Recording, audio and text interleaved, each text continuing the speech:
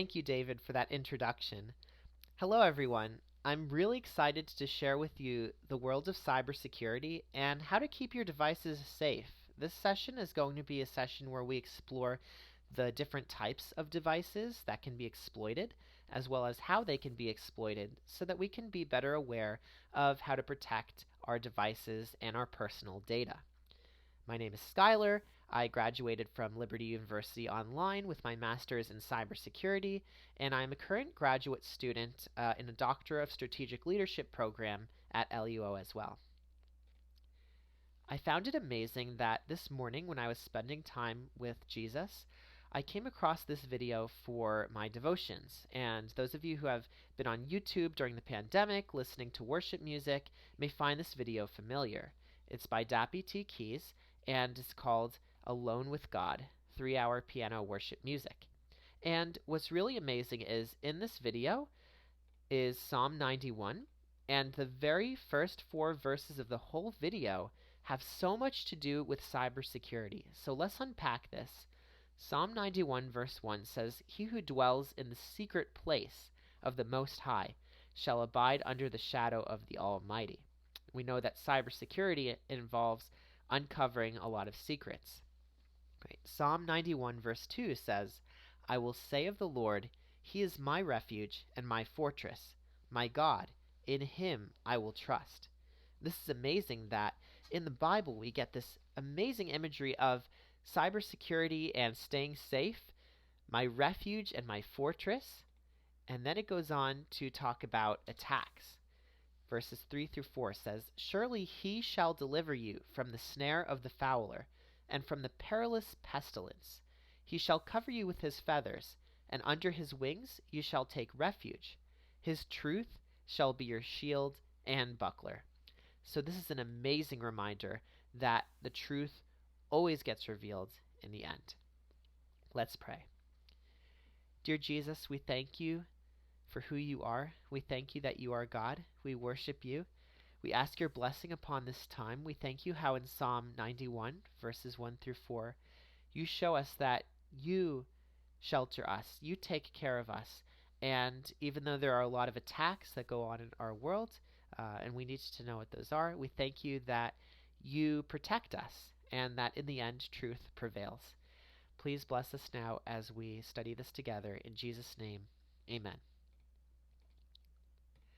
Alright, so I'm really looking forward to sharing with you today 3 different areas in which we can all benefit from cybersecurity.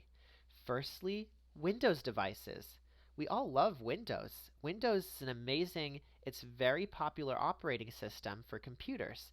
And so we understand that with a popular operating system come more risks. So we're going to take a look at the risks that malicious programs pose to Windows users as well as networking users, because chances are if you're a Windows user, you're also a networking user. We're also going to be taking a look at iPhone security, and in the middle there you see Cydia. By the way, on the left is Metasploit, so we'll go over that. Middle is Cydia, and Cydia is an alternative app store that lets you install alternative apps, possibly some malicious. So we're going to be looking at the risks that insecure apps pose to iPhone users. And lastly, that third icon on the right there is Xcode for Mac. So if you've ever created iPhone apps or even Mac apps, you know what Xcode is. And Xcode will help us see the risks that sandboxing vulnerabilities pose to current Mac users. And this is a 0-day that currently affects Ventura 13.5.1. So we're going to go across all of these operating systems here. And to get started, I'll show you a screenshot that might look familiar. Have any of you seen this screenshot before? Might look familiar. Maybe you accidentally downloaded Flash from one of these screenshots and not knowing that this type of looking website is actually malware. So when you click on download Flash, which these buttons look very nicely designed, they are round, so you think, okay, well, Mac buttons are round. This looks like a genuine pop-up. But later you find out that it isn't a pop-up, that is just an inline image that really looks like a pop-up inside of a website, and you're left with a hacked device. So this is an extremely common malware site that a lot of people experienced during the pandemic. We're going to be taking a look at Metasploit within Kali Linux to simulate a malware attack. So Kali Linux, released in 2013 by Offensive Security as an open source operating system, is used for digital forensics and penetration testing. So really getting into a device to see sensitive data, even when the device didn't authorize it.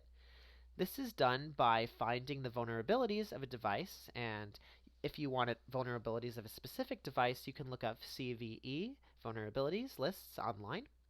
But we already know what vulnerability we'll be using for Windows 2008 Server, and we're going to be using Metasploit, which was released 10 years before Kali Linux by Rapid7. So Offensive Security and Rapid7, together they created these amazing tools that work really well. And Metasploit will show us how easy it is to exploit an operating system's weakness in order to send and retrieve files without the user's knowledge or permission. At this time, I'm going to launch my Kali Linux machine because it takes some time to load. This will save us time when it's ready. Before we jump into the lab, we first want to take a look at one of the lines of code that's the longest line of code we will use in this particular lab. But this gives us a lot of information as to how to create an exploit attack. An exploit attack that has a payload. So that -P means payload right there. And MSF Venom means Metasploit Framework Venom, and it's a command line instance of Metasploit. So if you've ever used Terminal for Mac or PowerShell for Windows, you know what the command line is. It gives us payload options into another computer. Windows Meterpreter Reverse TCP is the next part of this line, and reverse TCP means that the attacker is making the host initiate the connection to the attacker's PC. So it's not so much that the attacker is directly attacking the Windows computer. This is a common misconception. We think about attacks like this all the time. But a lot of attacks actually happen from the attacker convincing the victim into thinking that they need to obey what the attacker commands. So this is a reverse TCP attack.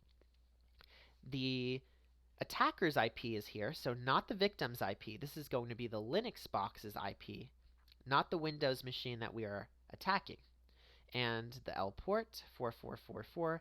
-F means file extension, and for you Windows users, you understand what exe means.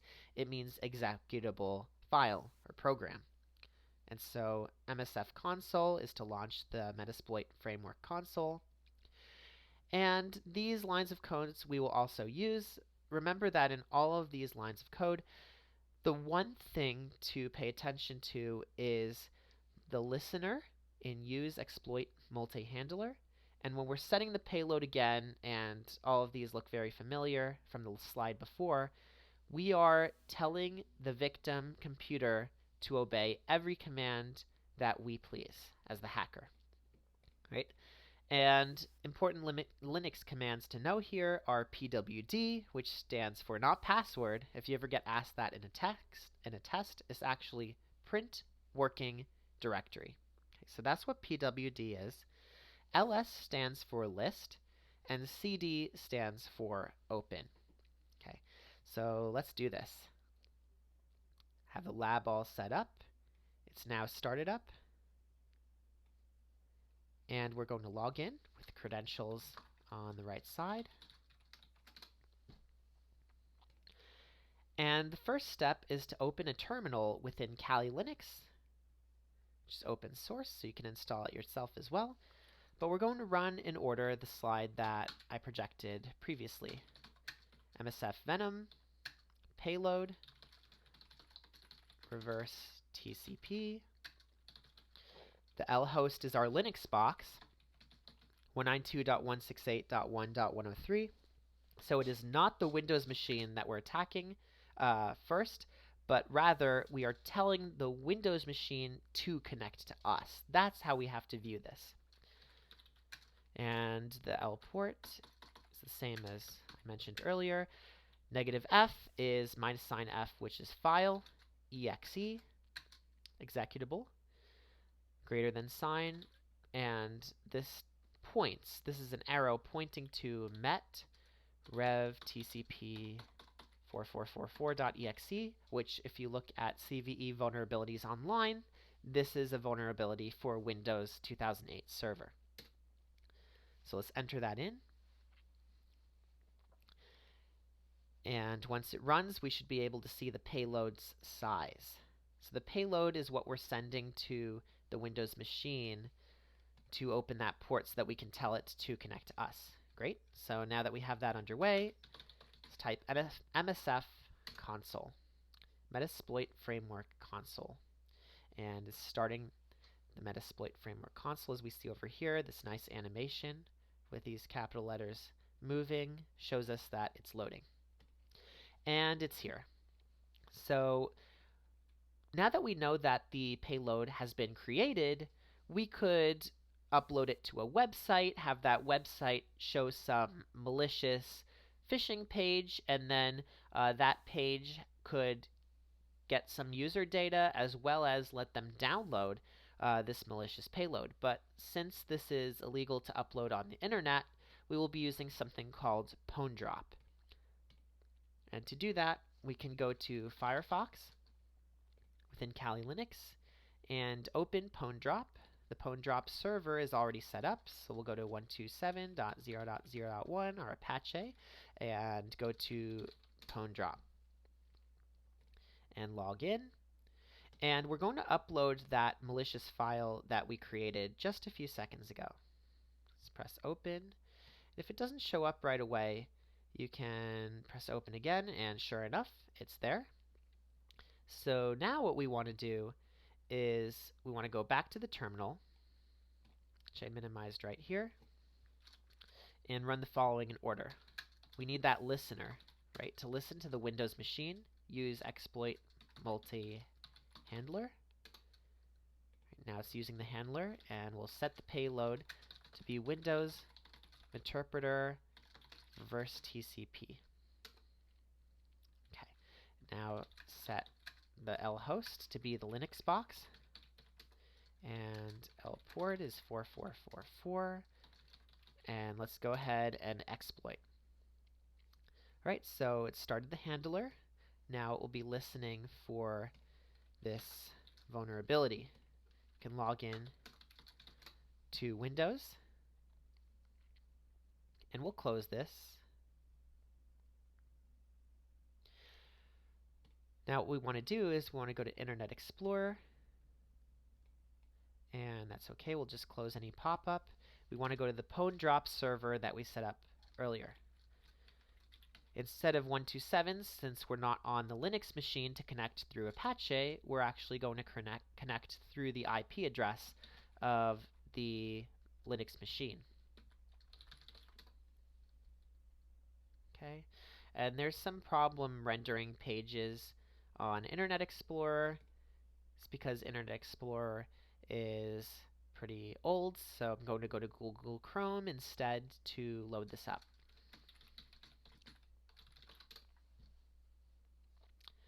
Great.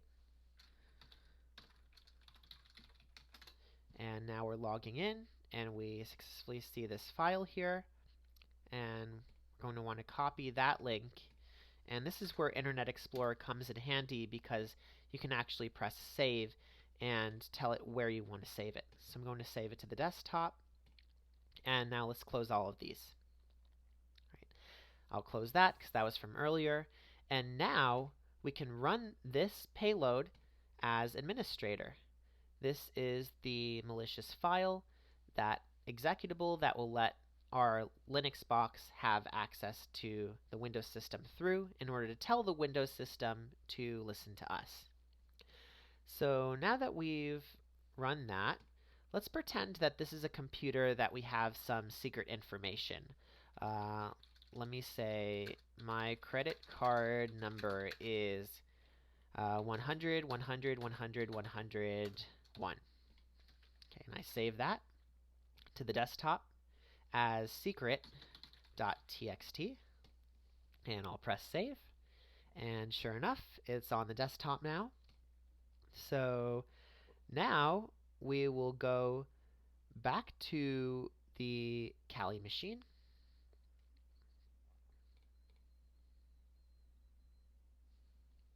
All right. And we will go to the terminal. Now let's run the following in order. Get UID. Right, so we can see that the username is administrator. Let's take a look at some system information. We see Windows 2008 R2 server on Service Pack 1. Architectures x86. LS to list the different files on the desktop. And sure enough, we see secret.txt. So let's download that credit card data. And I'm going to rename it as 103 secret file.txt, being mnemonic so that we remember why we named it that. It's because it's on the Linux box whose IP address ends in 103. Alright, so now that that's entered, let's open a new terminal window now that we have that secret.txt. Let's print the working directory and see if we can see the secret file there. Let's list it. And sure enough, we see the secret file right here. All right, so now that we have the secret file of the Windows machine, let's upload a file ourselves to the Windows machine called hacked.txt. And every cybercriminal loves to tell the victim you've been hacked. So let's make a text editor file saying exactly that. You've been hacked. And I have your credit card info too. Smiley face. Right. Let's save that as hacked.txt. We're saving it to the root of Kali. And let's go back to the original terminal window that we had at the beginning. And let's upload hacked.txt as hacked.txt. We're not changing the file name this time. And let's see if it's there. And sure enough, it's there on the desktop of the Windows machine. Right, really scary. So now, on the Windows machine, not only do we have a message saying we've been hacked, and they also have our credit card info too, but we ran this program earlier giving the Linux machine plenty of options to exploit data further into Windows, doing some really bad things, potentially even installing a rootkit, which would be undetectable to antivirus software. So that's an example of how Windows machine can be attacked. And at this time, I'm going to launch Corellium, which has my iPhone X virtualized in the cloud. And let's talk about iPhone security. Now that we've dealt with Windows security, let's talk about the risks involved with iPhones. So we know how hackers hack Windows PCs, and that's through Metasploit, and that's through MSF Venom, and Meterpreter, all of these tools that I stated earlier. So iPhones work a little different because they run software that's proprietary to Apple. It's very hard to jailbreak an iPhone. In fact, that's why I set a reminder for myself in the previous slide to start the jailbreaking process because it takes so long. And so right now Corellium is working on jailbreaking my iPhone X. And I'll just show you all what that looks like. And right now we don't see any text in the console, but sure enough, soon there's going to be so much text flying past this page, and we'll probably see that a bit later as I explain what we're going to do to the iPhone. But first, let's take a look at Jay Freeman. He's the creator of Cydia. So if you've ever heard of Cydia, it might be because in 2008 or 2010, 2013, you used it to maybe download some music for free or get some videos or even some apps that weren't on the App Store that you wanted on your phone. That would be Cydia's use. And so insecure apps can cause a huge consequence for jailbroken devices. They can be very serious and cause lots of damage, but Cydia and jailbreaking can be used for penetration testing and seeing just how secure the iPhone is. There are some amazing apps on Cydia that let you exploit the iPhone's hardware, and jailbreaking lets you see sensitive data that you wouldn't otherwise have seen that, when in transit, can be grabbed by cybercriminal. This is the co-founder of Corellium, the web software that I used to start up the jailbreaking process on the iPhone X. Her name is Amanda Gorton, and she and Chris Wade created Corellium. So if Chris's name sounds familiar, it's because it is. Jailbreak.me 4.0 was created in 2017 by Chris. But Chris has no picture on the internet, so we have to use Amanda's picture to represent them both. They founded Corellium in 2017. It lets you run iOS virtualized. So Apple sued them recently, but they won because it was a copyright infringement case and they were able to claim that it's fair use. This is amazing because iOS app testing is so important. Insecure apps pose a huge threat to iPhone users because iPhones can be jailbroken, and Corellium's even shown us that some of the latest iPhones can be jailbroken as well, all the way up to the 14 Pro Max. For this example, we will be using the iPhone X because it runs Cydia, it runs Corellium Cafe, it runs all of these useful tools, and soon Corellium will have exploits available more widely for newer iPhones. But for now, we're going to use the iPhone that works the best, just like we use the Windows machine that works the best, to show us how exploits happen so that when we have the tools and the knowledge needed to exploit newer systems, we can. And zero-day vulnerabilities exist, as we will see later in the macOS Ventura example. Alright, so I will go ahead and keep you all updated on the process of the jailbroken iPhone.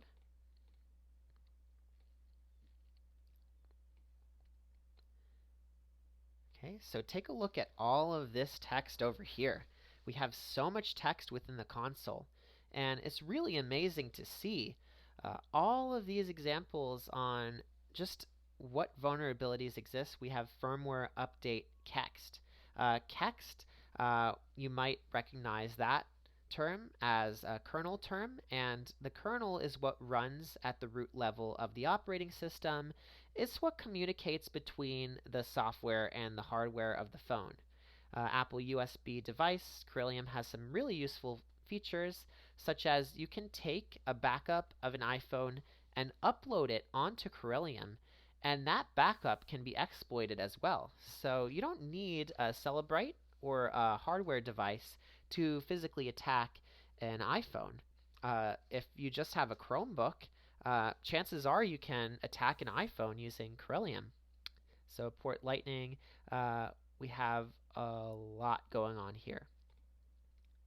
Now I will press on the screen once to see what happens, and we see SMC, just like there's SMC reset if you've ever had to do that for your MacBook.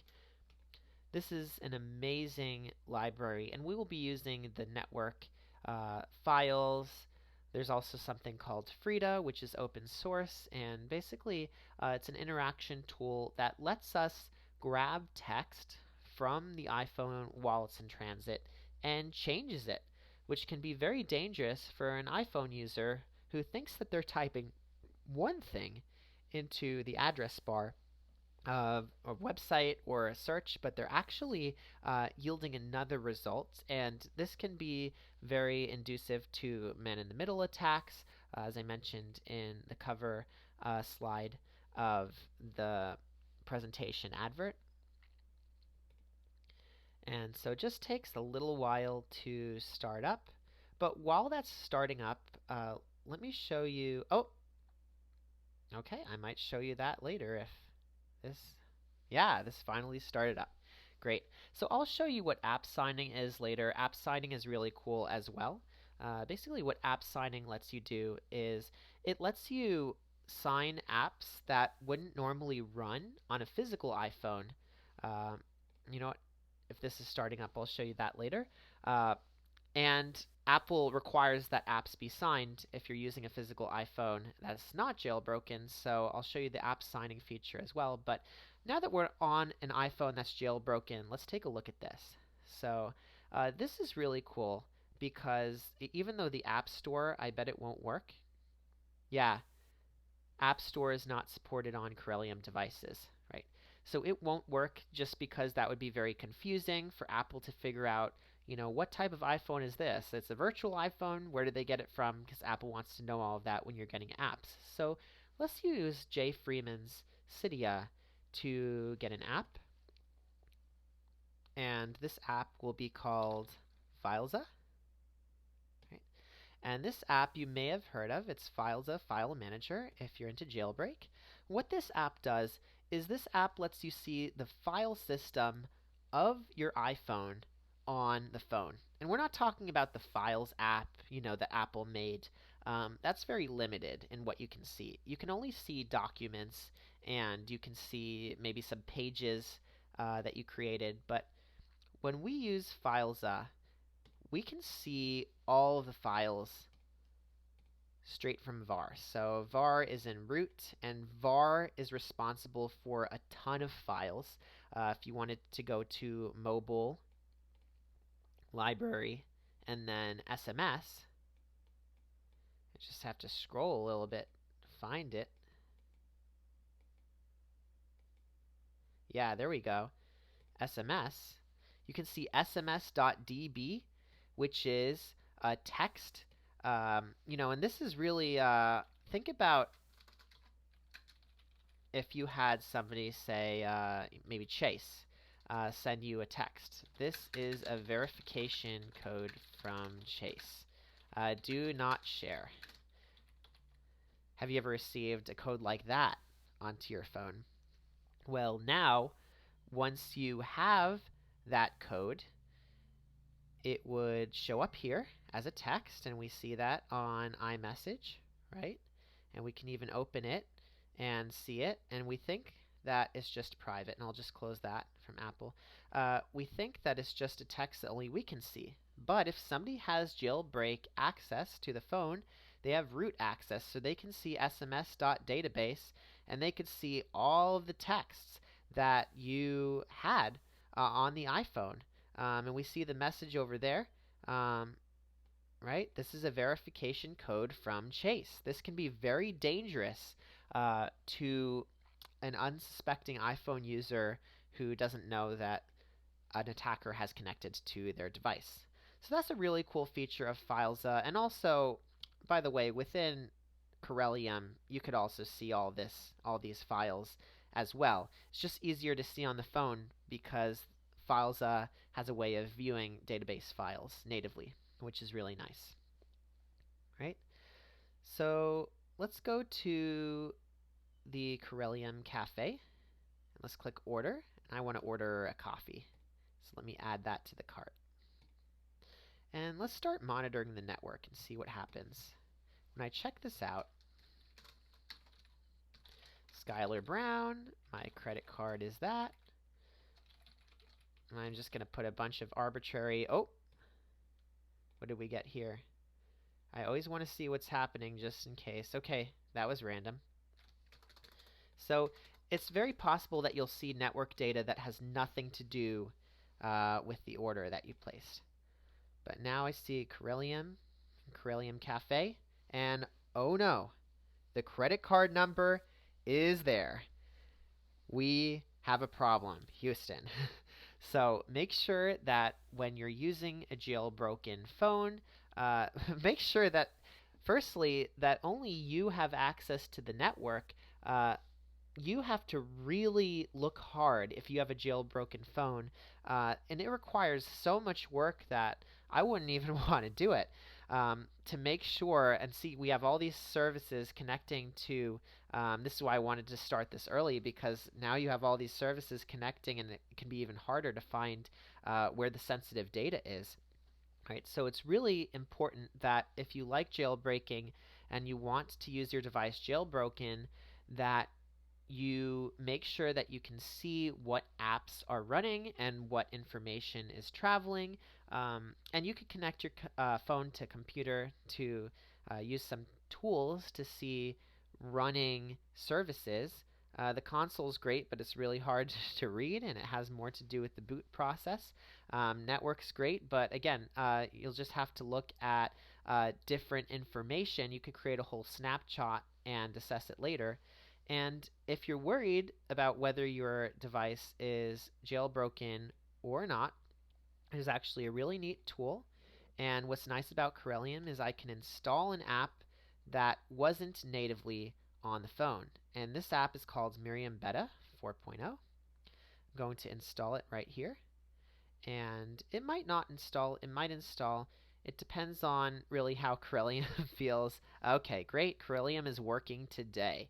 I was just doing this whole recording earlier, and it just was not working, and so I actually had to re-record this entire session, but thankfully it does work. So if I click on challenges, jailbreak detection, and now it will tell you whether or not the device is jailbroken. The only problem is that in order to open this app without jailbreaking, you need to sideload it. So in order to even see if your device is jailbroken, and if you can't get the device, it's a fair chance that if you can't get the device that it's not jailbroken. But just to be sure, you can run Miriam 4.0 on your native device using a sideloader. Well, what if the app isn't certified though? And this is not certified. There's no certificate that will work. However, I bought an Apple developer account for $99. It's for every year. And what you can do is you can upload the IPA right here and sign it yourself as if it was going on the App Store. Now, Apple would never allow this on the App Store, but the purpose of signing it is so that you could sideload it to your physical phone so that it will run. So that's just a demonstration. I'm not going to pull out the physical phone because I only have my computer screen to show you right now, and this is the easiest way to show an iOS device as well. By the way, every time you place an order on Corellium Cafe, if you go to VAR, which VAR we said was the very popular way. We're already in VAR. Excellent. So now we'll go to mobile, containers, data, application, and sort by last modified, and we'll quickly make an order. Hot cocoa. One hot cocoa, please. Checkout. I just want to put some arbitrary data. Phone number it wants. Okay. You know what? It wants a number here, so I'll just put 123, 123, 123, and place order. Now, if we sort by date modified, this is 6 p.m., and we can see now that that would be the file that contains the order information. Okay, so you could look at that and go into that later. Let me show you a really cool feature of Corellium, specifically Frida. So Frida is an open source method by which you can see data in transit and manipulate data. This is called runtime manipulation. So we opened up Frida, and we're going to click on scripts, and there's an example script already here called hookobject.js. Right? So we're going to click on the three dots over here and click edit. And now this script, what it will do is it'll turn, anytime we type Star Wars, it'll turn that into, these are not the droids you're looking for. So that's pretty funny, right? So we'll close that and can't wait to see that in action. But now we need to launch Safari. So we'll swipe up like we do on our own phones to go to Safari. And once Safari is open, we'll click on console. Great. And I'll close this because I already had this open from earlier, but I want to show you how it works. console. Okay, gonna click select a process and type Safari. All right, and attach. Okay, now we're gonna go to scripts and now click execute. Now go back to the console. Are you sure you want to load a new script and disregard all current state? Put a lowercase y and enter. Did I press enter? Maybe I didn't press it hard enough. There we go. Alright. And now, let's see if it works. I don't know if I have to press execute again. Let's test it. Let's see. Oh, it's gaining. It's connected to the internet, which is really interesting. But did you see that? I typed in Star Wars. It says, these are not the droids you are looking for. That is so scary, right? How we type one thing in and press enter, and it brings us to another. It is completely crazy. Wow. So this is an example of this type of attack, runtime manipulation, and it's really scary to see runtime manipulation in action because it is just such a terrible vulnerability. Imagine you're typing to your friend, or you're typing to go on a website to chat your friend, and that website is actually, you're going to a different website not even knowing it, and there's a man-in-the-middle attack. As I suggested earlier, that could absolutely happen. And one of the neat things about Corellium is SSH access as well. You can SSH access from your own computer. And now I'm going to talk about credit card security. So now that we've spent plenty of time with Corellium, and you could even explore the different SSH options. It's really cool. It's similar to how you can jailbreak your own iPhone locally on your computer, but I'm not going to go over all of that now. It involves some VPN, and I want to use my physical network right now to demonstrate, and I'll go over this file in a second, but I want to demonstrate on my local network, so don't want to mess it up with any VPN. This is my iPhone that's physical. It's next to me. It's over here, and I can control it from a computer because it is jailbroken.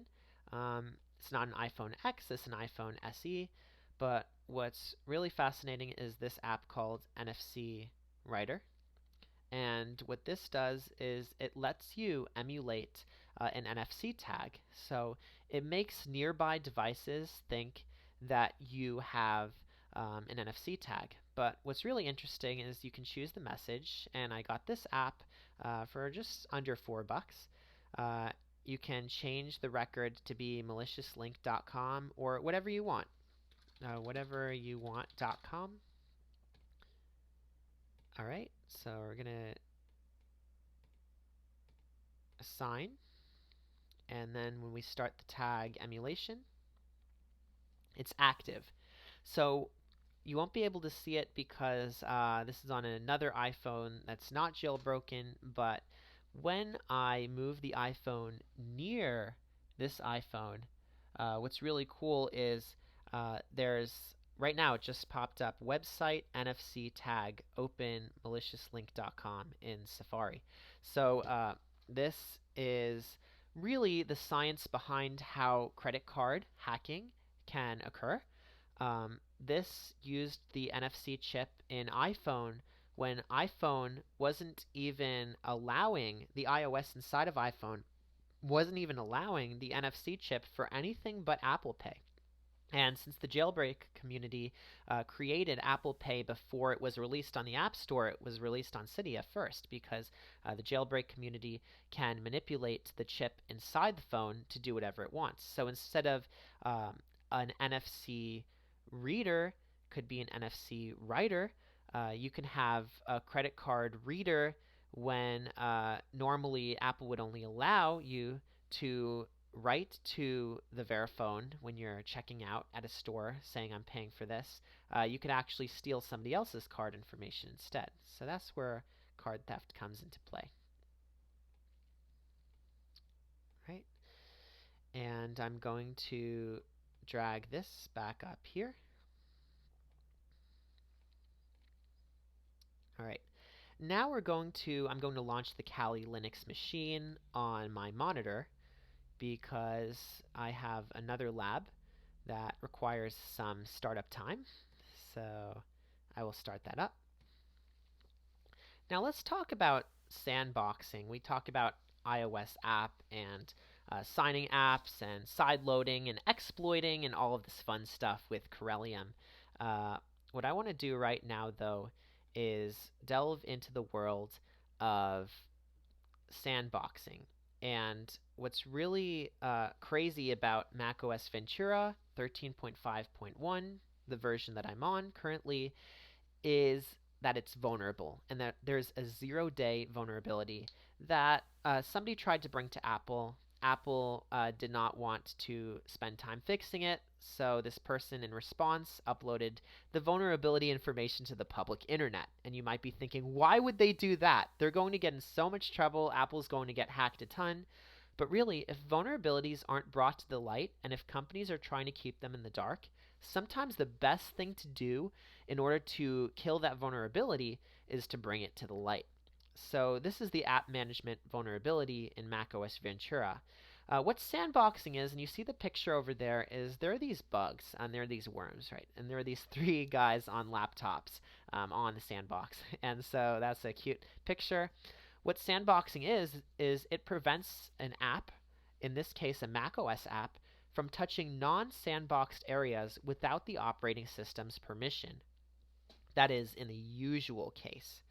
So sandboxed apps are nested under a parent app, and if they are, they should not be able to overwrite data without macOS's permission. So I'm just specifically talking about macOS here, and not all sandboxed apps are inside of a non-sandboxed, but in this case it is. Really, this is how iPhone file systems work as well. You have different p-lists, and you could look at that in Filesa or in Corellium and see the different p-lists that are responsible for certain files. When you go on Facebook on your iPhone, it should only be able to communicate with other Facebook apps, such as Messenger and WhatsApp, and maybe you could be automatically logged into Instagram. But if you open up a malicious app, that malicious app should not be able to access the Meta sandbox, which is Facebook, Instagram, and all related companies. So, unfortunately, macOS Ventura 13.5.1 has a sandbox vulnerability that exploits the app management bug, and this Xcode project that was created and published to the internet so that Apple fixes this already is called App Management Bug. And we see App Management Bug and App Management Helper. And what's really funny is I thought at first that this sandboxed app inside of a non-sandboxed, I thought that this didn't work, but it does. The sandboxed app inside of the non-sandboxed can actually, and I'm already running this, so I'm going to run it again. This can replace a file, and if you know the app management feature in macOS Ventura, you know that an app is not supposed to be able to replace a file without sending a message to your macOS system asking if you want the app to make changes to the file system. Well, because this is a sandboxed app inside of a non-sandbox, it's tricking macOS into thinking that the app does have permission. So we're going to take this non-important RTF, going to drag it in here, and click Modify. And it looks like nothing happened, but you can see right now that that app icon changed. And so if you try to, see it's 25 bytes. Doesn't look the same as it used to. It now has this picture here and says it can't be opened. So now the file is corrupted. So this is a very bad vulnerability. This could lead to a lot of ransomware for Mac, and it just runs. It doesn't ask your system if it allows it or anything. So this is a very serious bug that exists in the modern day. Right? And I'm going to drag this back here. Last but not least is DNS cache poisoning. So here we get to a really, really fun demonstration of how phishing attacks can occur on public Wi-Fi networks or on public local networks, if you wish. And when you connect to a Wi-Fi network, let's say, and if you go to a domain like liberty.edu, you expect to actually be led to liberty.edu, right? It would be crazy if you weren't led to liberty.edu and if instead you were led to a malicious site, right? Imagine if you were paying for your tuition on a site that wasn't liberty.edu. That would be very dangerous. Okay, so thankfully a lot of browsers these days have security, and it would be really hard to replicate a certificate, but it is possible to replicate a certificate. You could make a certificate, and it could be a chance as to whether or not the browser establishes a connection, but more than likely you'll always get a warning because when you log on to a site that you've never logged onto before, the lock isn't green, it is yellow on Chrome. And I know that different browsers have different ways of doing this. And on the operating system that we're trying out, it might not be exactly the same as we're used to on our own operating systems, but each operating system has its little ways of knowing that there is something wrong. So we might see a glimpse of that. Let's get to DNS cache poisoning. And to do this, we'll be using something called ARP poisoning. And it looks like that I just got logged out of CBT Nuggets, which Corellium is the virtualizer for the iPhone in the same way that CBT Nuggets utilizes Lab on Demand. And if this software looks very familiar, it's because it is.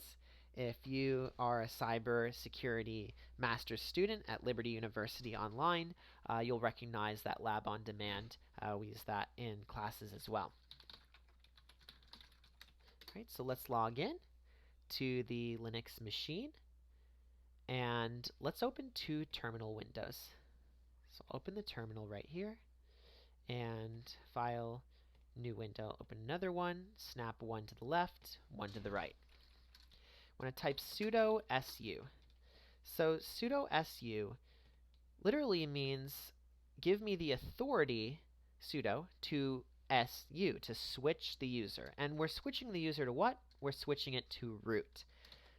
So I need to type the root password right there. And the same thing for the left side, root password right there. All right, now let's go to the right side and type in sysctl -w net.ipv4.ip forward equals 1. And what this is saying is it's setting up a network adapter. -w means to write. Okay, so it's sysctl has to do with modifying the kernel system, which is like the operating system's container. Okay, and now -w means to write. It's writing to the network adapter, net, to forward packets as a router would. So we have the forward right there. Okay, using Internet Protocol version 4, IPv4. Okay, so now that that forwarding is there, we're going to type in nano, etc., ettercap, etter.dns. And ettercap is this tool that lets us set the A record for the domain name system. So we go down here and we're going to type www dot and make sure that that's all lowercase .edu. Okay, A 192.168.1.101. So we're telling liberty.edu to be our very own Metasploit IP address. Okay, we're going to boot wildcard.liberty.edu a record 192.168.1.101, and let's save our work. So Control X, Y, enter. It's saved. And the goal is to spoof liberty.edu. Now in the other terminal window, let's type ettercap -G. This means launch ettercap, which is the tool that we'll be using for the ARP poisoning, which stands for Address Resolution Protocol Poisoning. It'll poison the cache of the DNS of the router into thinking that, once again, the victim needs to connect to the attacker. -G means set supplementary groups, G for groups, that it needs to run. So let's press enter, and the GUI should pop up, Graphical User Interface. We're just going to press check mark because everything is as it should be. Right, and now let's go to the network rack. Let's see what devices we have by clicking on the 3 dots, hosts, scan for hosts. Okay, so 100 is Windows, 101 is us. We know that because of the terminal command we wrote earlier. So, and the top is the default gateway, which is usually .1.1. In most routers, you'll see that. So we're going to set the Windows machine to be the first target, because we want to communicate with the Windows machine, to ignore, or rather to listen to the router's command to ignore itself. So add to target 2. Router's going to tell the Windows machine, don't listen to me, instead go here. It's going to say, listen to me, don't listen to me, go here. So that's what it's saying. So that makes sense. Then we're going to click on the globe icon and start the ARP poisoning. ARP poisoning and optional parameters sniff. Yep, that's fine. So let's press OK. Okay, so ARP poisoning is now in effect. And now we're going to click on the 3 dots, plugins, manage plugins, and we're going to right click on DNS spoof and activate it. All right, here comes the fun part. Let's go to our Windows machine and log in. And let's see, I'm curious how Google Chrome handles this. Let's open up Google Chrome. I'm going to open it up right here. All right, let's go to www.liberty.edu. Ooh, okay. And this is what I was talking about when it says not secure. So as a cyber criminal, what they could do is they could change it to be secure by having their own certificate. But then what would happen is, and by the way, this is the real internet. If we go to apple.com, it'll actually work. So we're on the internet here, and it still went to liberty.edu, went to Metasploitable2 instead. And that's because of the ARP poisoning that we set up and the DNS cache. So really, a cybercriminal could create a certificate, but then this lock over here is what I'm calling this lock, which is not a lock now, but it would be if you were on a protected site with a certificate. The certificate just protects the data in transit. It doesn't actually protect the identity of the site. So you would be seeing a yellow lock instead of a green one if you're visiting this page for the first time. Now the problem is, if you've never visited liberty.edu at all, it would be very hard to convince the browser that that is not Liberty otherwise. So if you visit it enough times, and if it is still the Metasploitable2, and if the cyber criminal created a certificate, you would see that lock turning green, especially if the cyber criminal is crafty in terms of how it signs its certificates. Right. So that's it. Thank you so much for watching this session, and I pray you all have a blessed day.